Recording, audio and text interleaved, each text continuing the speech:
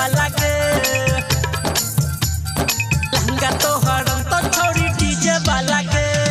DJ Umesh DJ वाला के लहंगा तो हरम तो छोड़ी डीजे वाला करन तू होली में रेलम रेला रे करन तू होली में रेलम रेला रे चोली तो हरम तो छोड़ी डीजे वाला के चोली तो हरम तो छोड़ी डीजे वाला के परलो ने हमरा से तोरा पल्ला रे परलो ने हमरा से तोरा पल्ला रे लहंगा तो हरम तो छोड़ी डीजे वाला के लहंगा तो हरम तो छोड़ी डीजे वाला के डीजे वाला के डीजे वाला के डीजे उमेश लहंगा तो हरम तो छोड़ी डीजे वाला के छौड़ा सब दारू पियर के है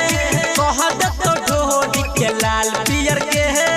कहत तो ढोली के लाल पियर के है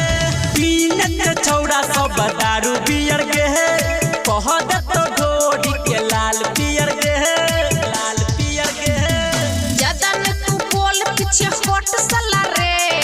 जदन तू बोल पीछे हट सला रे चोली तो हरम तो छोड़ी डीजे वाला के लहंगा तो हरम तो छोड़ी डीजे वाला के